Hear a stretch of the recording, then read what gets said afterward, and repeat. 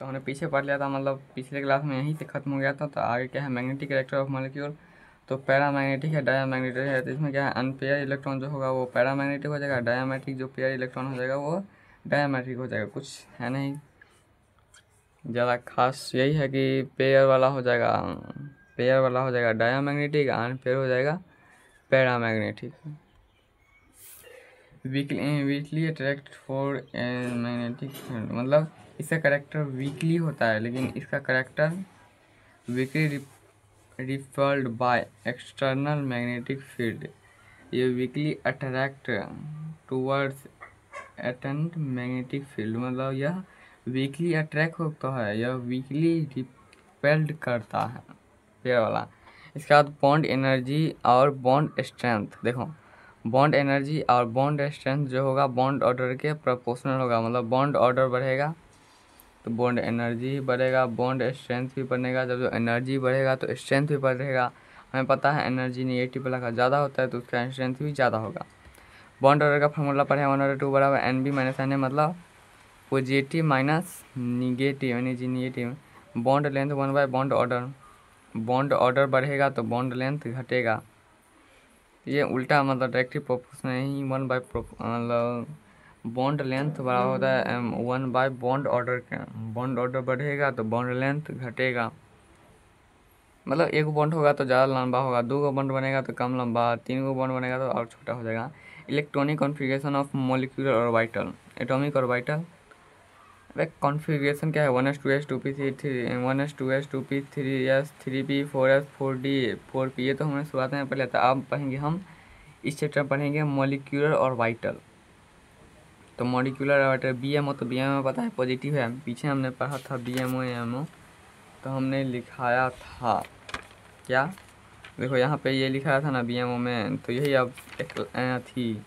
धीरे धीरे आप चिपकाएंगे तो सिग्मा 1s सिग्मा 2s यहाँ पे कॉमन है पड़ेगा, सिग्मा पाई 2px बराबर पाई 2py। ये दोनों बराबर क्यों होगा, क्योंकि हमें पता है px में 3 गो डिब्बा बनता है, इसमें pz कहते हैं इसको, px या py कहते हैं, 2px 2py।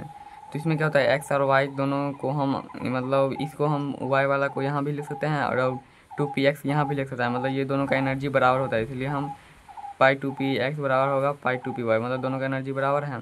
हम एनर्जी लेवल पे हम इसको सजा रहे हैं, सबसे ज़्यादा एनर्जी क्या मतलब कम होगा सिग्मा 1s का सिग्मा 2s का पाई 2px के बराबर पाई 2py, और इसके बाद सिग्मा 2p2 मतलब 2pz, ये होगा NB मतलब, और या फिर कहो ABMO में होगा क्या सिग्मा 1s। इसमें क्या है, यही वाला यहाँ पे लिख दो, उतार दो पूरा और इसमें स्टार लगा दो, sigma 1s star sigma 2s star sigma 2px पाई 2px स्टार बराबर पाई 2py स्टार पाई 2pz स्टार, ये हो जाएगा N. Atomic orbital configuration 1s 2s 2p 3s 3p 4s 4d 4p 5s 5d 5p 6s, यही हो जाएगा atomic orbital configuration.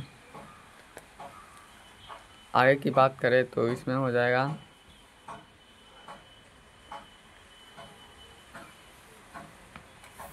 Molecular orbital electronic configuration. Molecular orbital electronic configuration क्या है, Le2 B2 B C2 N2, ये क्या है sigma 1s।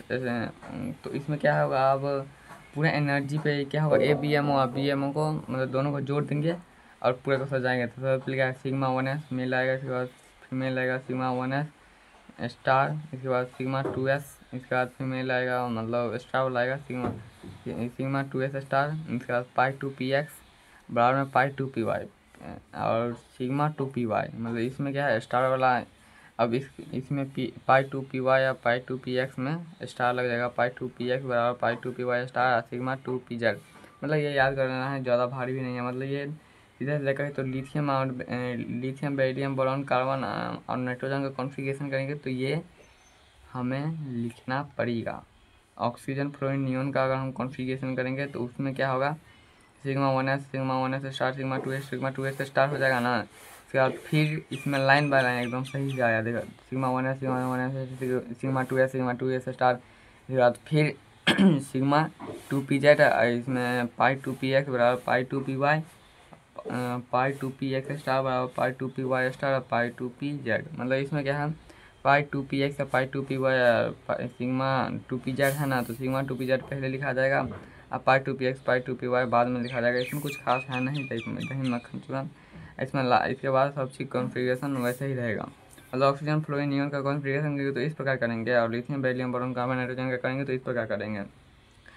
और हमें पता ही है कि हम इसमें अगर हम 1s का जो एनर्जी होगा वो 2s से कम होगा, उससे ज़्यादा एनर्जी होगा सिग्मा, मतलब सिग्मा 2s का इसके बाद ज़्यादा होगा सिग्मा 2s स्टार का, इसके बाद पाई टू पी एक्स और पाई टू पी वाई का बराबर होगा, सिग्मा टू पी वाई का उससे ज़्यादा होगा, पाई टू पी एक्स का ज़्यादा होगा, मतलब और पी टू पी वाई का दोनों का बराबर होगा, उससे ज़्यादा होगा sigma two p z star का।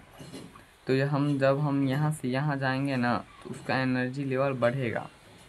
नाइट्रोजन का है 1s2 मतलब एटॉमिक कॉन्फ़िगरेशन। अब क्या है ऑर्बिटल कॉन्फ़िगरेशन क्या होगा, सिग्मा 1s स्टार, मतलब यही वाला चिपकाना है। अब देखो इसमें होगा कि जिसमें इसमें क्या होता है 1s2 इसमें 6 इलेक्ट्रॉन आता था, लेकिन इसमें हर ऑर्बिटल में 2 ही इलेक्ट्रॉन आएगा। हमें पता है कि एक डिब्बा में हमेशा 2 इलेक्ट्रॉन आएगा।